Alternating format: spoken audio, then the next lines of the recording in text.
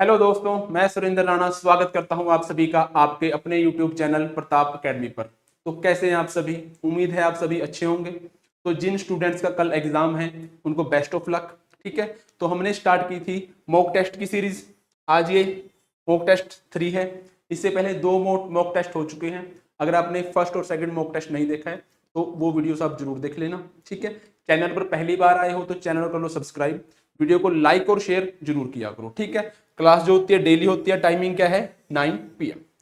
तो जो स्टूडेंट पहली बार आए हैं, जिन्हें नहीं पता कि हम मॉक टेस्ट में किस किस टॉपिक को डिस्कस करते हैं, तो मॉक टेस्ट में हम common error, filling the blanks, one word substitution, synonym antonym और इडियम एंड फ्रेज, ये 5 टॉपिक हैं जिनको कवर करते हैं। ठीक है, तो करते हैं फिर आज के मॉक टेस्ट की शुरुआत। आज के पहले टॉपिक से। टॉपिक की शुरुआत करने से पहले जो लास्ट वीडियो थी मैंने उसमें आपसे 2 क्वेश्चन पूछे थे।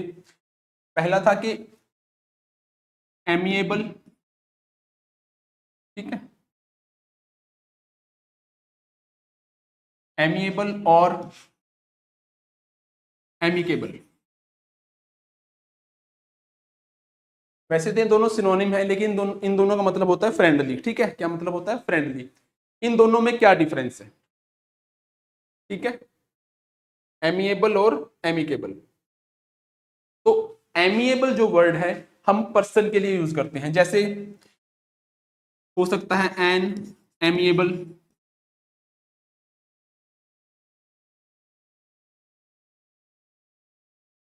नेबर। ठीक है, एन एमिएबल नेबर। ठीक है, और एमिकेबल का यूज हम कब करते हैं? एमिकेबल का हम यूज करते हैं जैसे कोई डिस्कशन है, इंटरेक्शन है। ठीक है, पर्सन की बात नहीं होगी, किसी डिस्कशन की, किसी थिंग की बात होगी। तो ये तो था एमिएबल। एमिकेबल का यूज करते हैं हम जैसे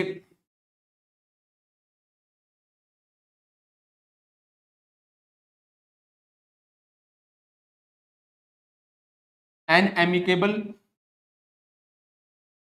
इंटरेक्शन। ठीक है, एन एमिकेबल इंटरेक्शन या फिर एन एमिकेबल डिस्कशन। तो एमिएबल का यूज पर्सन के साथ और एमिकेबल का यूज किसी मैटर के साथ, थिंग के साथ। ठीक है, तो दोनों में ये डिफरेंस है। बाकी वैसे आपस में सिनोनिम है। और सेकंड जो क्वेश्चन था वो था एस्ट्रोलॉजी और एस्ट्रोनॉमी।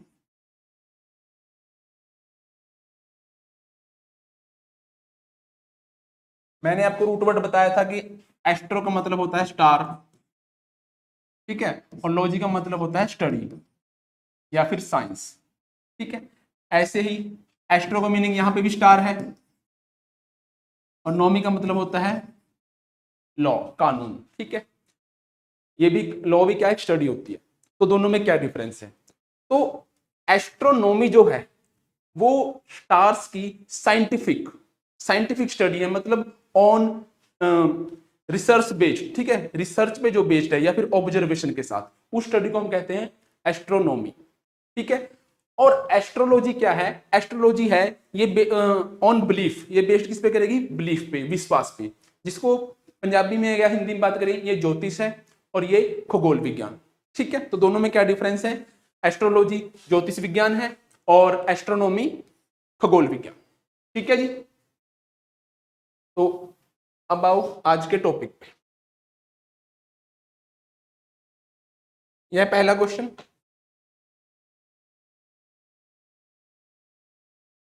पहला क्वेश्चन क्या है कि I have known him since 2 years। अब इसमें क्या एरर है? I have known him since 2 years। तो पहले तो आप ये टेंस देखो कौन सा है। जब भी सब्जेक्ट के बाद हैज हैव, ठीक है, और उसके बाद वर्ब की थर्ड फॉर्म, और फिर सिंस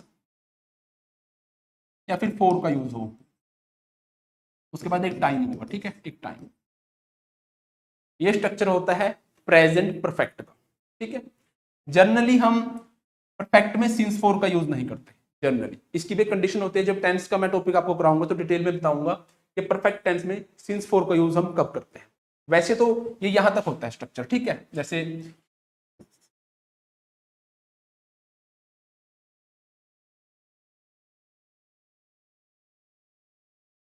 वैसे तो जनरल स्ट्रक्चर ये है कि subject has have be three object, लेकिन एक कंडीशन ऐसी होती है जब इसमें सिंस फोर का यूज किया जाता है। ठीक है, तो ये तो था परफेक्ट टेंस।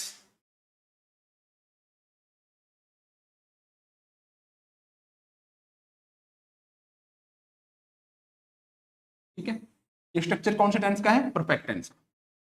तो स्ट्रक्चर आप नोट कर सकते हो, ये स्ट्रक्चर किसका है? परफेक्ट टेंस का। ये जनरल स्ट्रक्चर है और ये कुछ कंडीशन होती है तब हम इसमें सिंस फॉर और टाइम को ऐड करते हैं। ठीक, अब इस क्वेश्चन में क्या एरर है? इस क्वेश्चन में एरर है सिंस का, यहां पे सिंस नहीं आएगा, फॉर आएगा। ठीक है, यहां पे सिंस का यूज गलत है। वो कैसे है समझो। सिंस का जब हम यूज करते हैं तो वो करते हैं पॉइंट ऑफ टाइम के लिए। ठीक है, पॉइंट ऑफ टाइम के लिए।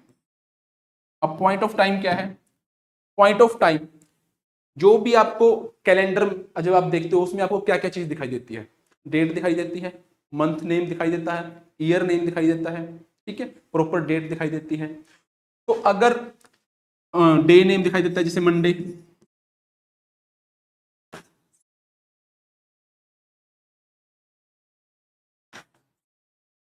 कोई नहीं, इसका यूज कहां करते हैं? पॉइंट ऑफ टाइम के लिए। जैसे मंडे, ठीक है, कैलेंडर में आपको दिखाई देता है ना ये नेम, डे नेम आपको दिखाई देता है मंडे, या फिर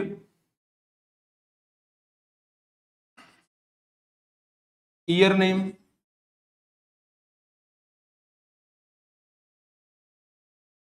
ईयर नेम भी आपको कैलेंडर में दिखाई देता है। ठीक है, तो डे नेम, ईयर नेम या फिर मंथ नेम। ठीक है, मंथ नेम, तो day name, month name, year name, या फिर कोई फेस्टिवल नेम है जैसे दिवाली।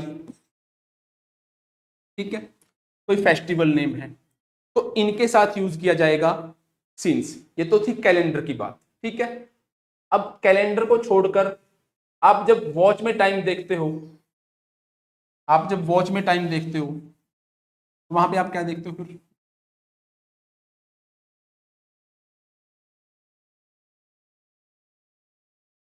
ये टाइम दिखाई देता है आपको, ये टाइम दिखाई देता है आपको 2 AM, 3 AM, 3 PM, है ना? तो कैलेंडर में आपको जो चीज दिखाई देती है या फिर घड़ी में आप जो टाइम देखते हो उसके साथ हम सिंस का यूज करते हैं। इसको हम बोलते हैं पॉइंट ऑफ टाइम। इसको हम क्या बोलेंगे? Point of time. लेकिन फोर का यूज हम कब करते हैं? फोर का हम यूज करते हैं जब ड्यूरेशन ऑफ टाइम की बात होती है। Duration of time, duration of time से क्या मतलब है? जैसे 2 मिनट्स, ठीक है, 2 मिनट, 2 आवर, ठीक है, 2 मिनट, 2 घंटे। अभी आप इसको घड़ी में तो नहीं देख सकते ना कि 2 मिनट 2 घंटे, ये ड्यूरेशन है, अवधि है। या फिर 2 डेज, या फिर 3 डेज, 3 मंथ्स, ठीक है, 4 ईयर्स।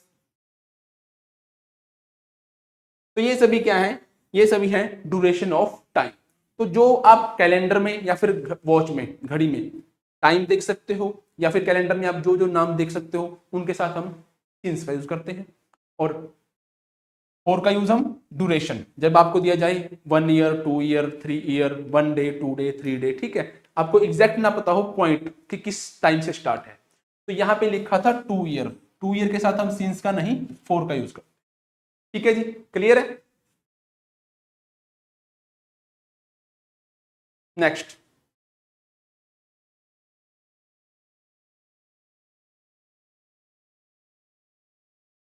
आइदर ज्योति और Praneet have done the crime.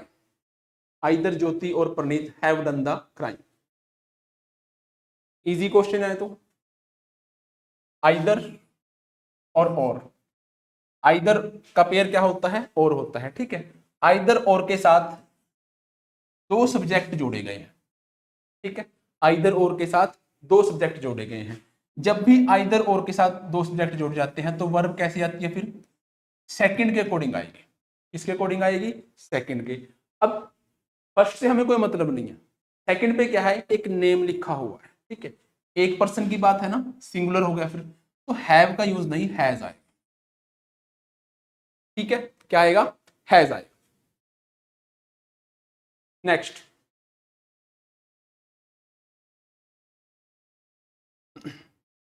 Padmini had not rarely missed a dance performance or festival since she was 8 years old. तो क्या आएगा, Padmini had not rarely missed a dance performance और festival since she was 8 years old।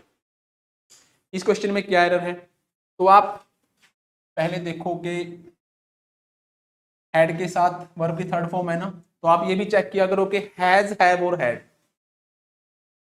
Has, have और had, इनके बाद main verb जो होती है हमेशा वर्ब की थर्ड फॉर्म होती है। तो ये भी आपको चेक करना है कि हैज हो, हैव या फिर हैड, जब भी हेल्पिंग वर्ब है इनके साथ मेन वर्ब हमेशा थर्ड फॉर्म में होती है। अब आओ इस क्वेश्चन पे, रेयरली, ठीक है, या फिर सेल्डम, अनलेस, अनटिल, ठीक है, रेयरली, अगर आपको ये सेंटेंस में दिखे, ठीक है, या फिर never,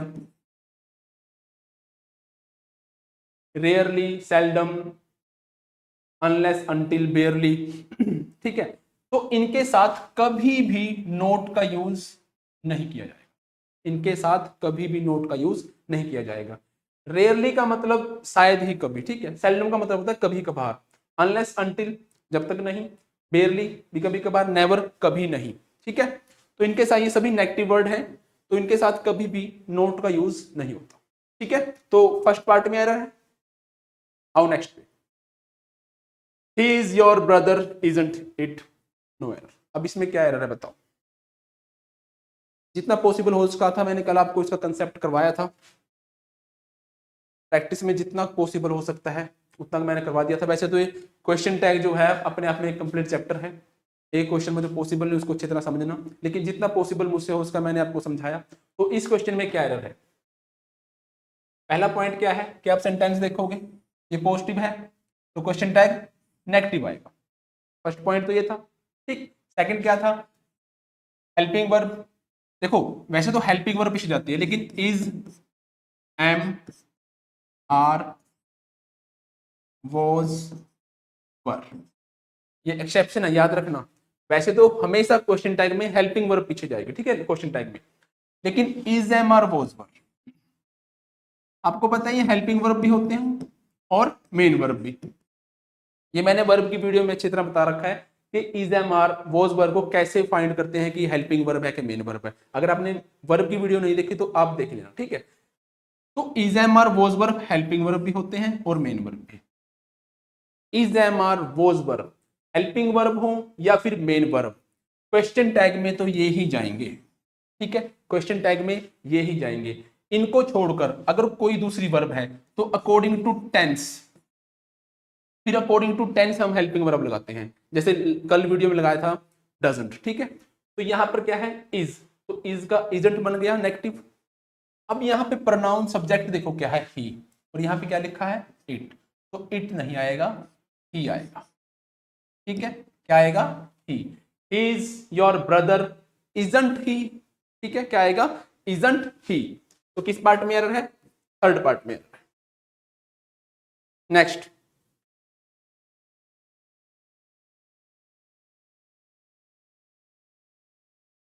when she knocked the door I said to her come in, जब उसने दरवाजे पे नॉक किया तो मैंने उसे क्या कहा, कम इन।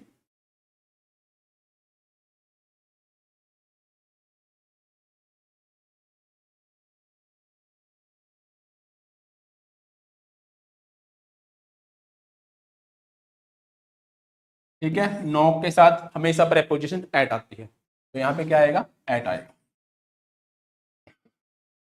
When she knocked at the door, ठीक है। तो नॉक के बाद प्रेपोजिशन एट का यूज करते हैं, फिक्स प्रेपोजिशन है, एट ही आती है और कोई प्रेपोजिशन नहीं आएगी, ठीक है। तो इसके फर्स्ट पार्ट में एरर है। सारे जो क्वेश्चन है वेरी वेरी इंपॉर्टेंट है, ठीक है। तो आपको सभी रूल ध्यान से देखने हैं। नेक्स्ट क्वेश्चन करो। Miss Suman has 2 elephants, 10 horses and as much as 50 cars. तो इस क्वेश्चन में क्या एरर है? कमेंट किया करो भी आपका जो भी आंसर आपको लगता है, ठीक है। और अपने आप को मार्क्स दिया करो कि आप कितने क्वेश्चन सही कर पा रहे हो। तो miss Suman has 2 elephants, 10 horses and as much as 50 cars. Elephants कैसा नाउन है? काउंटेबल है, उससे पहले टू लगा है, ये कैसा काउंटेबल नाउन है ना, पीसीएन है यहाँ पे। हॉर्सेस कैसा नाउन है? काउंटेबल है, 10 हॉर्सेस, ठीक है। कार्स कैसा नाउन है? काउंटेबल है, उससे पहले 50 लगा है, और नाउन कैसा है? पीसीएन, ठीक है, प्लूरल काउंटेबल है। तो जब भी काउंटेबल नाउन होता है तो उसके लिए मच का यूज गलत होता है, क्योंकि मच का यूज हम अनकाउंटेबल के साथ करते हैं। यहां पे आएगा मैनी, ठीक है, क्या आएगा? मैनी, ठीक है जी। आओ next.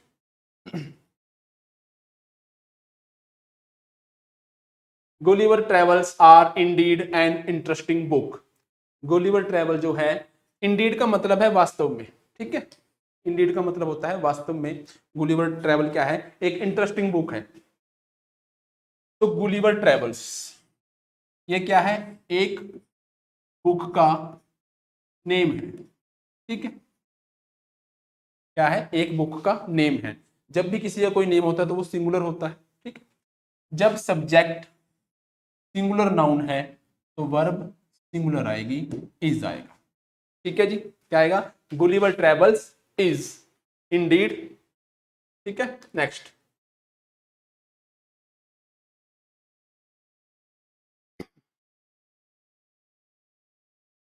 We were looking forward to hear news about the missing fisherman. Very very important, ठीक है। इस क्वेश्चन में क्या एरर है? क्या आप इसका आंसर कर सकते हो? आप एक बार इस क्वेश्चन को रीड करो कि क्या आपको ये क्वेश्चन आता है। We were looking forward to hear news about the missing fisherman. तो पहले आप लुक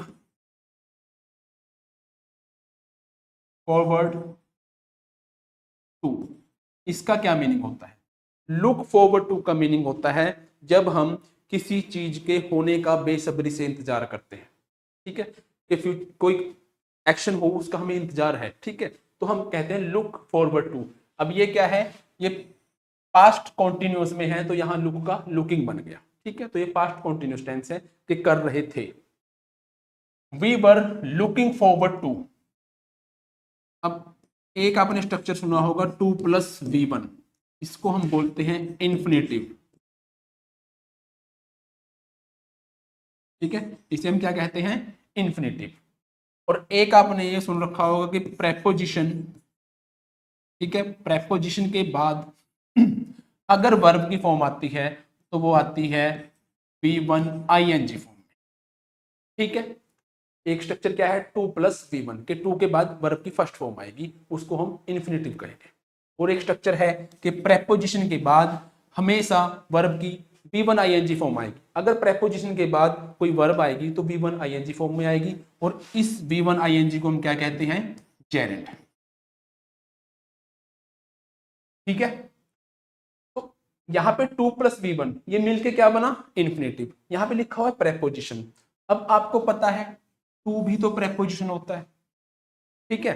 तो इंग्लिश लैंग्वेज में टू के साथ दो केस हैं, टू के साथ V1 भी आता है और टू के साथ V1 ING भी आता है, ठीक है। ये दो स्ट्रक्चर होते हैं।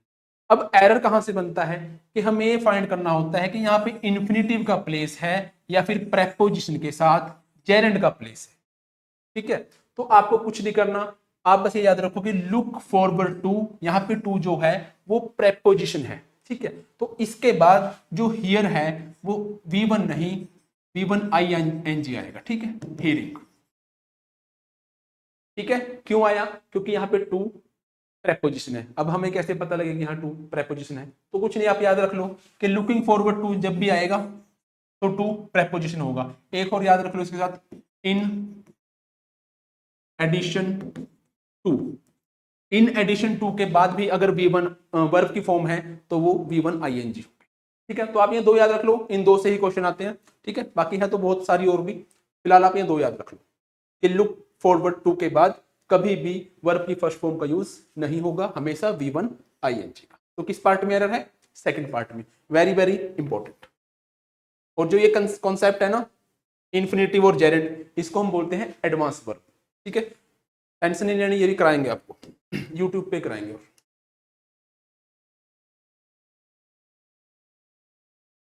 It is I who is to blame for this bad situation. अब जिसने वो जो फाउंडेशन बैच की जो 17 क्लासेस है ना, जिसने वो अच्छे से अटेंड कर रखी है, वो इसका आंसर बहुत जल्दी कर देगा। बाकी जिसने नहीं अटेंड कर रखी वो मेरे ख्याल से इसमें नो एरर ही बताएगा। तो क्या है? It is I who is blame for this situation. ये मैं हूं जो इस बैड सिचुएशन के लिए जिम्मेवार हूं। ठीक है, तो इट इज या फिर वॉज, इट इज या फिर वॉज के बाद सब्जेक्टिव केस आता है। ठीक है, सब्जेक्टिव केस आएगा प्रोनाउन का।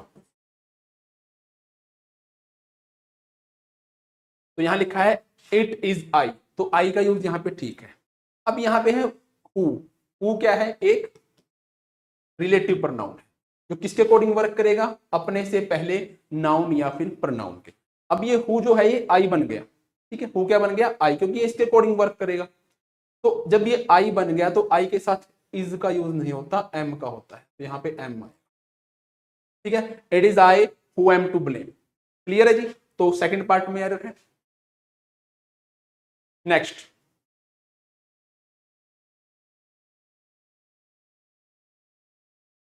माई sister has, my sister has. अब यहां पे देखो यह क्या लिखा हुआ है? रीड।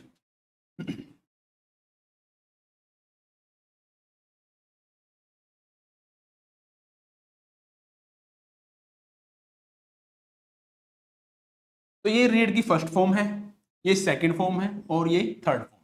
ये फर्स्ट है, सेकंड है और ये थर्ड फॉर्म। ठीक है, read, red, red. Spelling same है लेकिन प्रोनाउंसिएशन अलग है। ये क्या है? रेड। ये क्या है? Red.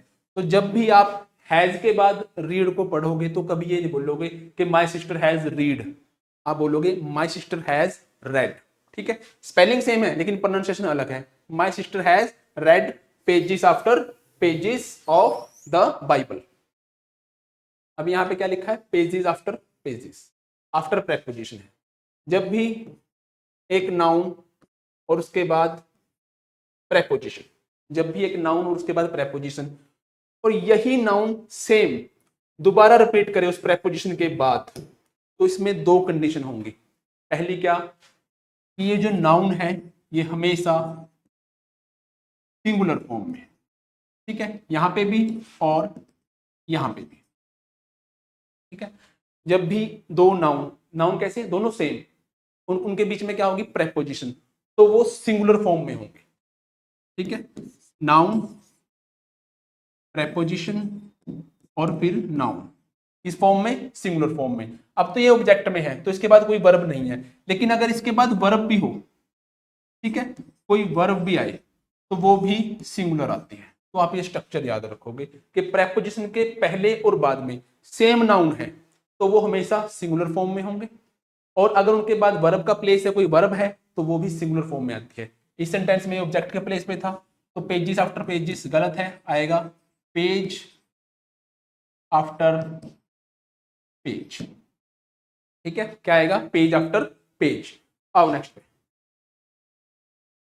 Next filling the blanks है। ठीक है जी, first, she is dash a peacock in the blue satin sari. ठीक है, सैटिन एक फैब्रिक होता है। ठीक है, चमकदार सा फैब्रिक होता है, उसको हम सैटिन बोलते हैं। तो वो क्या है? वो एक पीकॉक के जैसे लगती है, कब? ब्लू साड़ी में।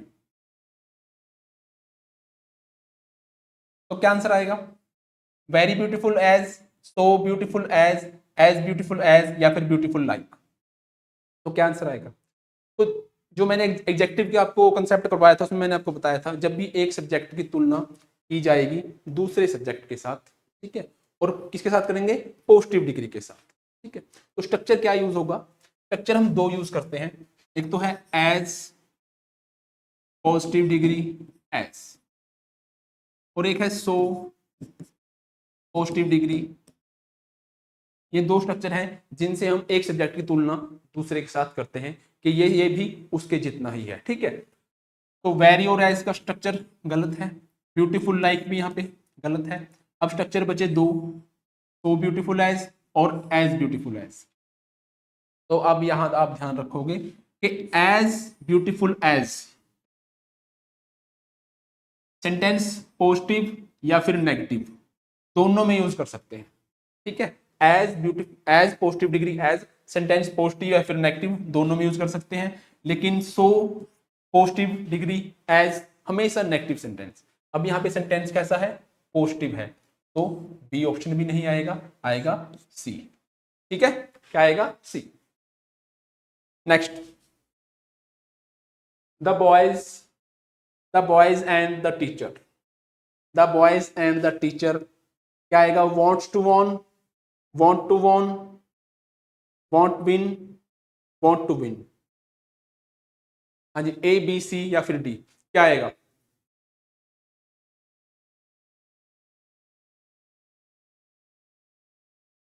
ये वर्ब की कौन सी फॉर्म है? ये सेकंड भी है और थर्ड भी है, ठीक है।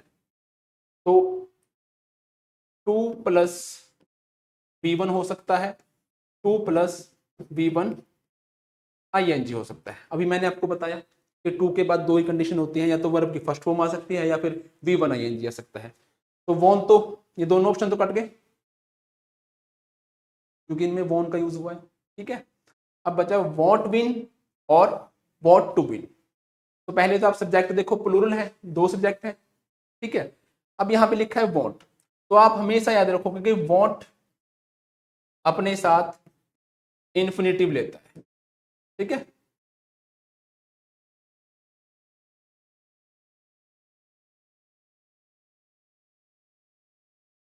वॉन्ट के बाद क्या आएगा? इन्फिनिटिव। तो इन्फिनिटिव क्या होता है? 2+V1। तो option D is the right answer, ठीक है। आओ नेक्स्ट पे, as cattle are to herd so are birds to dash. Very very important है, ठीक है। तो इसमें क्या आंसर है? तो ये जितने भी ऑप्शन है ना, तो मैं आपको बता देता हूं, ये सभी कलेक्टिव नाउन है, किसी ना किसी के ग्रुप को नाम दिया गया है, ठीक है। तो आपको पहले दिन की नॉलेज होनी चाहिए कि किसको क्या कहते हैं। तो पहले आप वर्ड समझो, कैटल। वेरी वेरी इंपॉर्टेंट है, एग्जाम में बार बार रिपीट होता है। कैटल का मतलब होता है पशु, मवेशी, ठीक है। कैटल एक प्लूरल नाउन है। कैसा नाउन है? प्लूरल, ठीक है। कैटल के बाद कभी भी एस नहीं लगता, ठीक है। कैटल कैसा नाउन है? देखने में सिंगुलर है लेकिन नाउन कैसा है? प्लूरल। इसके बाद कभी भी एस ऐड नहीं होगा और वर्ब हमेशा प्लूरल आएगी। पहली बात तो आप ये याद रखोगे। Second, cattle are to herd. Cattle को जो कहा क्या कहा जाता है? हर्ड। जो कैटल का जो पशुओं का ग्रुप हो जाता होता है उसे हम क्या कहते हैं? हर्ड कहते हैं। सो आर बर्ड्स। तो बर्ड्स के ग्रुप को क्या कहेंगे? फ्लॉक कहेंगे, पैक कहेंगे, लीटर कहेंगे, या फिर स्ट्रीक कहेंगे। तो मैं आपको बता देता हूँ, स्ट्रीक हम यूज करते हैं टाइगर्स के लिए, ठीक है। किसके लिए यूज करते हैं? टाइगर्स के लिए। लीटर का यूज होता है किटन्स के लिए, जो बिल्ली के जो बच्चे होते हैं उनके लिए, ठीक है, उनके ग्रुप को कहा जाता है। पैक का यूज किया जाता है डॉग के लिए, डॉग्स। डॉग्स का जो ग्रुप है उसे हम पैक कहेंगे, और आंसर आएगा फ्लॉक। बर्ड्स के ग्रुप को हम फ्लॉक कहते हैं। वेरी वेरी इंपॉर्टेंट है भाई, सभी ग्रुप आप याद रखोगे, ठीक है। और सबसे इंपॉर्टेंट यहाँ पे कैटल लिखा हुआ है, सबसे इंपॉर्टेंट, ठीक है। Next, there are rows of chairs on either side of the dash. यहाँ पे जो क्या है? रोज ऑफ चेयर्स हैं, ठीक है, ऑन आइदर साइड। आइदर मतलब दोनों में से एक साइड, साइड दो होती हैं तो एक साइड जो है रोज, लाइनें लगी हुई है किसकी? चेयर्स की। तो क्या आएगा? Option A aisle, option B भी आयल है, ऑप्शन सी भी आयल है और ऑप्शन डी भी आयल है। 4 ऑप्शन है और चारों की प्रोनाउंसिएशन क्या है, सेम है, आयल है, लेकिन मीनिंग अलग अलग है। पहले आप समझो इस आयल का क्या मीनिंग है। इस आयल का मीनिंग होता है आई शैल या फिर आई विल, क्योंकि अब मॉडर्न इंग्लिश में आई के साथ आप शैल भी यूज कर सकते हो और विल भी, दोनों ही ठीक होते हैं। ठीक है, तो इसकी कॉन्ट्रैक्शन फॉर्म को हम आयल बोलते हैं। ये जो आयल है इसका मतलब होता है बीमारी, ठीक है, रोग, बीमारी। ये जो आयल है ये है एन स्मॉल आइलैंड, ठीक है, एक छोटे टापू को हम आयल बोलते हैं, इसमें एस जो है वो साइलेंट है। अब एक ये है आयल, इसका मीनिंग होता है रास्ता, ठीक है, क्या है, रास्ता। ठीक, तो यहां पे क्या आएगा, किसके दोनों तरफ चेयर्स लगी हुई हैं, बीमारी के या रास्ते के, तो आंसर डी, ठीक है, क्या आएगा, oil, option D. Next, one word substitution. पहला, a person who hates and avoids other people, तो जो इंसान दूसरों से नफरत करता है या दूसरों को अवॉइड करता है, ठीक है, उसे हम क्या कहेंगे, मैसोकिस्ट। तो याद रखना इसकी प्रोनाउंसिएशन है मैसोकिस्ट, चिस्ट नहीं है, किस्ट है, ठीक है, मैसोकिस्ट। मैसोकिस्ट वो होता है जो दुख दर्द में भी जो एंजॉय करे, ठीक है, जो लाइफ को एंजॉय करे, दुख हो दर्द हो कोई चक्कर नहीं, ठीक है, उसे हम कहेंगे मैसोकिस्ट। हर्मिट होता है सन्यासी, सन्यासी को हम क्या कहते हैं, हर्मिट। परवर्ट, परवर्ट होता है करप्ट, ठीक है, ठीक है, जो करप्ट इंसान होता है उसको हम परवर्ट बोलते हैं। मिसनथ्रोप, मिसनथ्रोप होता है जो दूसरों से हेट करता है। इसमें जो एंथ्रो है ये मैन के लिए है, ठीक है, मैनकाइंड, मैन के लिए, ठीक है, और मिशन का मीनिंग होता है हेट, ठीक है, तो मिसनथ्रोप होगा जो दूसरों से नफरत करता है, ठीक है जी। तो आओ अब नेक्स्ट पे, a place where coins are made, a place where coins are made, जहां पर कॉइन्स बनाए जाते हैं उस प्लेस को हम क्या कहेंगे, हच, हैंगर, मिंट या फिर monastery. Hutch, mint, hangar, hangar या फिर मोनेस्ट्री। देखो मोनेस्ट्री होता है जहां पे मॉन्क रहते हैं, ठीक है, मॉन्क साधु जहां पे रहते हैं। हैंगर जहां पे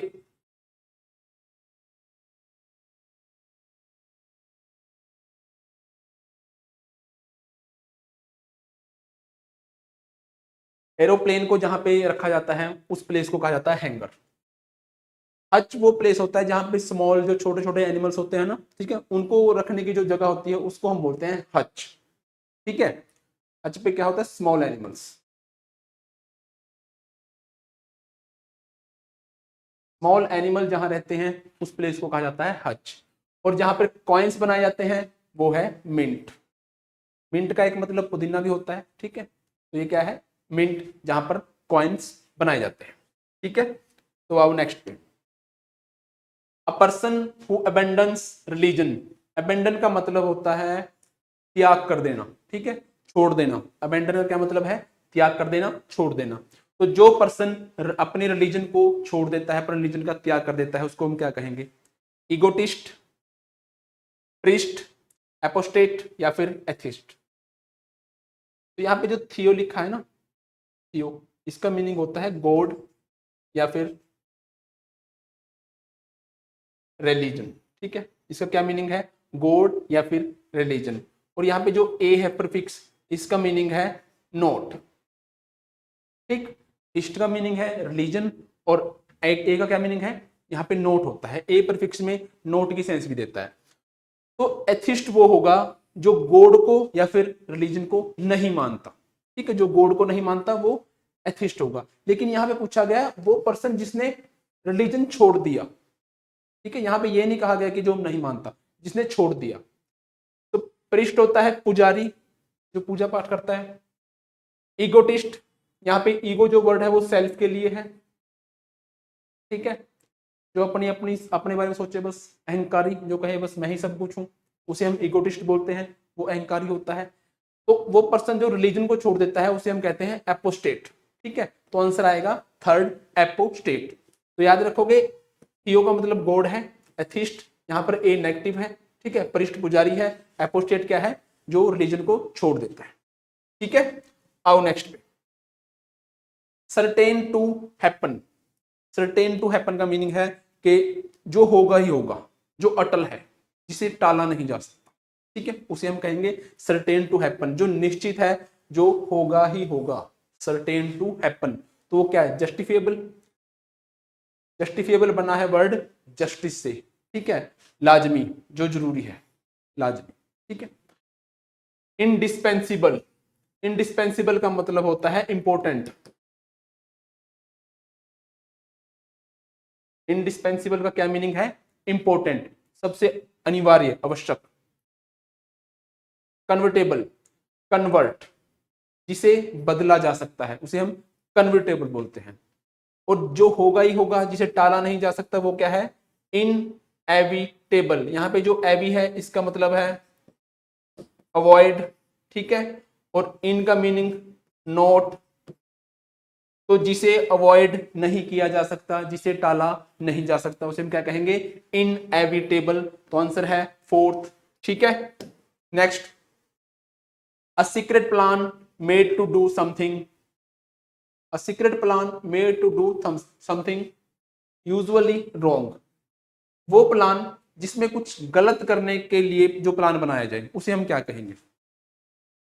स्ट्रेटेजी तो एक पॉजिटिव वर्ड है, आप कुछ भी अचीव करने के लिए अपनी स्ट्रेटेजी बना सकते हो। ठीक है, स्ट्रेटेजी का मतलब भी वैसे प्लान होता है, प्लानिंग तो है ही प्लान। ठीक है, लेकिन दोनों पॉजिटिव वर्ड हैं कि आप कुछ करने के लिए आप प्लान कर रहे हो, आप कोई स्ट्रेटेजी कर रहे हो। ठीक है, कंडीशनिंग। कंडीशनिंग का मीनिंग होता है कि आपने किसी के ऊपर कंडीशन लगा दी कोई। ठीक है, कुछ पाने के लिए, कुछ करने के लिए आपने कोई प्लान बनाया, उसमें आपने कंडीशन भी लगाई है, उसे हम कंडीशनिंग बोल देंगे।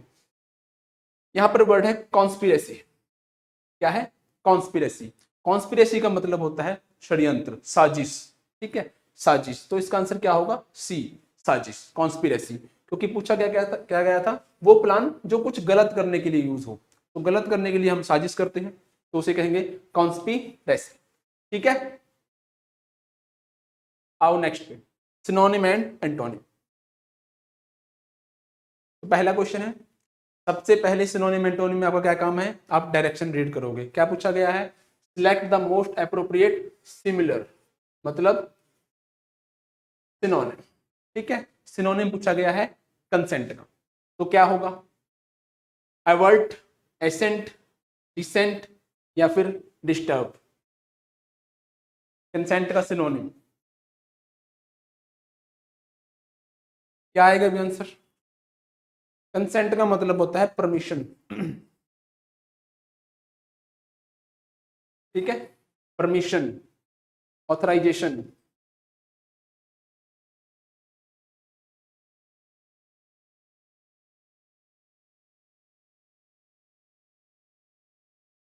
ठीक है, एसेंट, सिमिलर है ना, सिनोनिम, एसेंट आएगा आंसर। ठीक है, एसेंट भी कंसेंट है। एवर्ट, एवर्ट का मतलब है टू स्टॉप, स्टॉप, या फिर अवॉइड। ठीक है, यहाँ पे जो वर्ड रूट वर्ड है इसका मीनिंग होता है टर्न। वर्ड का क्या मीनिंग है, टर्न।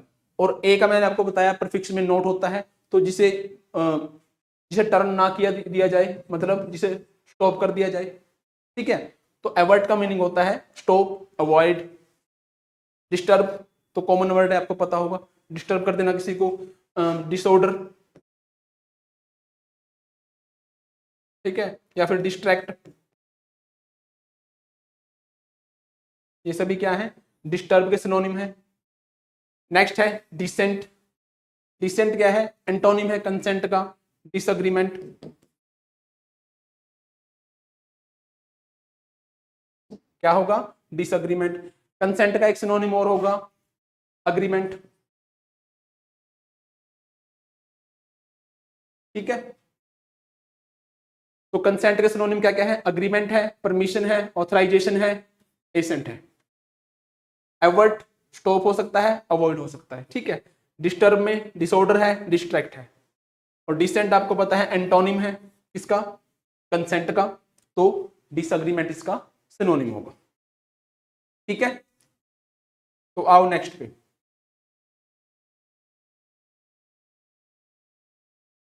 क्या है डायरेक्शन, क्या देखना है इसमें? Opposite meaning. Select the opposite meaning मतलब एंटोनिम देखना है, ठीक है। सबसे पहले जब भी आप सिनोनिम एंटोनिम करोगे, सबसे पहले आपको डायरेक्शन जरूर रीड करनी है भाई, क्योंकि एक क्वेश्चन में सिनोनिम भी होता है, एंटोनिम भी। और ज्यादातर स्टूडेंट्स का जो ध्यान होता है वो सिनोनिम पे होता है, पूछा गया एंटोनिम और टिक करेंगे सिनोनिम को, ठीक है। गुलिबल क्या होता है? गुलिबल, गुलिबल होता है भोला भाला, जो सबकी बात मान लेता है, ठीक है। ओवर ट्रस्टिंग या फिर इजिली डिसीव्ड, जिसे आसानी से धोखा दिया जा सके, ठीक है। जो सबकी बात मान लेता है उसका मतलब उसे आसानी से धोखा दिया जा सकता है, तो क्या होगा? Easily deceived.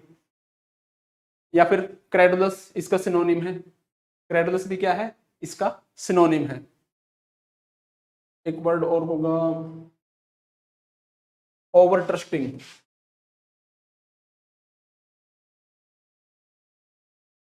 ओवर ट्रस्टिंग का मतलब है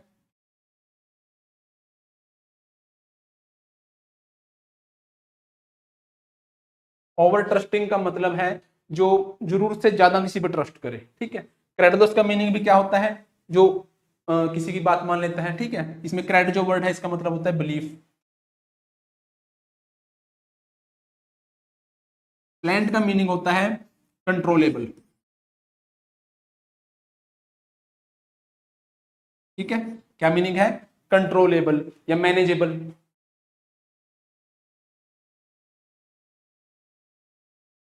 ठीक है। जिसे मैनेज किया जा सकता है, जिसे कंट्रोल किया जा सकता है, उसे हम प्लाइंट बोलते हैं, ठीक है। सिंपल आपको पता है। सिनिकल, सिनिकल क्या है? सिनिकल है एंटोनिम। सिनिकल क्या है? एंटोनिम। जो किसी की बात आसानी से ना माने, जैसे आयरनिक, आयरनिक, जो सब पे मतलब जिसको ये लगे कि जो दूसरा पर्सन है वो सेल्फिश है, वो हमेशा अपने फायदे की बात कर रहा है, तो जब हम किसी को समझते हैं कि वो सेल्फिश है, हम उसकी बात नहीं मानते। तो सिनिकल क्या होता है?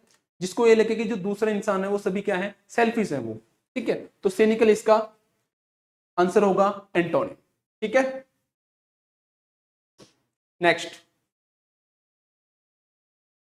Select the antonym. Indolent, indolent option है लेजी, अनस्किल्ड, स्लगिश, एक्टिव। तो antonym opposite opposite word find करना है आपने। तो पहले आप इंडोलेंट, इंडोलेंट का मीनिंग देखो। लेजी होता है, ठीक है। इनएक्टिव, ठीक है। लेजी, इनएक्टिव, स्लगिश, ये तो ऑप्शन में दे रखे हैं। लेजी सिनोनिम है इसका, स्लगिश है ये भी क्या है? सिनोनिम है, ठीक है। तो इंडोलेंट क्या है? जो इनएक्टिव है, जो एक्टिव नहीं है, ठीक। अनस्किल्ड, अनस्किल्ड होगा अनट्रेन्ड, ठीक है। अनट्रेन्ड या फिर अनप्रैक्टाइज्ड,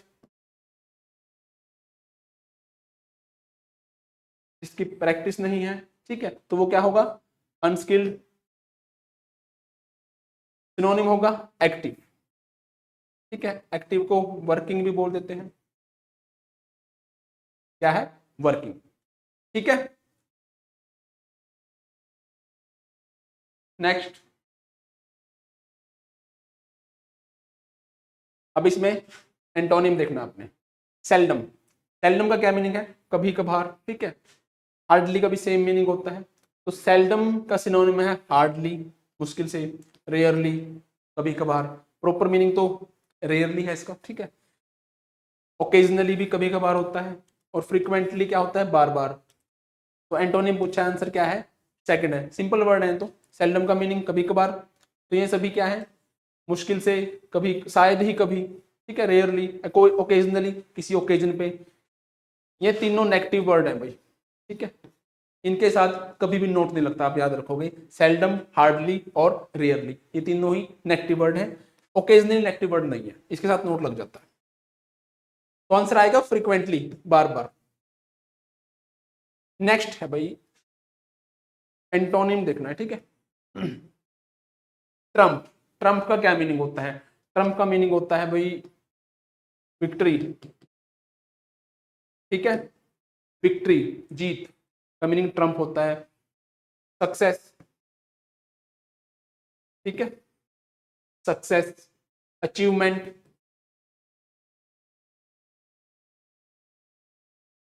ये सभी क्या है? सिनोनिम है किसके? ट्रम्प के। सक्सीड, अटेनमेंट, ये भी ट्रम्प के सिनोनिम है, ठीक है, क्योंकि ट्रम्प जो है वो नाउन भी होता है और वर्ब भी, ये नाउन है, ये वर्ब है, ठीक है। सक्सीड, आप एक बात याद रखोगे, सक्सीड जो है ना, सक्सीड ये वर्ब की फर्स्ट फॉर्म है, ठीक है, इससे बहुत क्वेश्चन आता है भाई, ये वर्ब की फर्स्ट फॉर्म है सक्सीड, ये फर्स्ट है। सेकंड फॉर्म होगी सक्सीडेड, ठीक है, ये फर्स्ट है, ये सेकंड है, और थर्ड भी यही होगी, सेकंड और थर्ड, सक्सीडेड है, ये फर्स्ट है। तो आप इसके स्पेलिंग भी याद रखोगे और इसकी फॉर्म्स भी याद रखोगे, ठीक है। ये सक्सीड वर्ब की फर्स्ट फॉर्म है, सक्सीडेड और सेकंड और थर्ड फॉर्म है। तो ट्रम्प का जो पार्ट ऑफ स्पीच है वो नाउन भी होता है और वर्ब भी, ठीक है। ट्रम्प जो है वो नाउन भी है, वर्ब भी है, इसलिए अटेनमेंट और सक्सीड दोनों ही इसके सिनोनिम है, ठीक है। डिफीट, डिफीट का मतलब हार, इसका सिनोनिम होगा लॉस, ठीक है, सिनोनिम है लॉस। कैप्चर का मीनिंग है किसी को कैप्चर कर लेना, जैसे, ठीक है, सीज, सीज कर लेना, या फिर अरेस्ट, ठीक है, इम्प्रिजनमेंट,